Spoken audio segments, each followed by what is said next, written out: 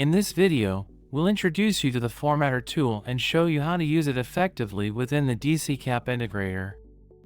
In the DCKAP Integrator, the Formatter tool offers various actions that let you transform data from one format, such as JSON or XML, into another format, like CSV or a string.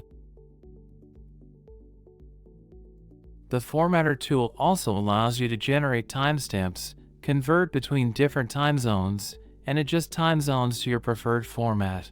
Let's take a look at how the Formatter tool is applied in workflows. In this workflow, we are updating inventory from an ERP system to an eCommerce system. We are getting the response from the ERP system in an XML format, which is stored in CodeRunner 2. Now, we are using the Formatter tool at the third step to change XML data into JSON format so we can update product inventory in the eCommerce system. As you can see, after receiving the raw XML data from the ERP system, the Formatter tool converts it into usable JSON data.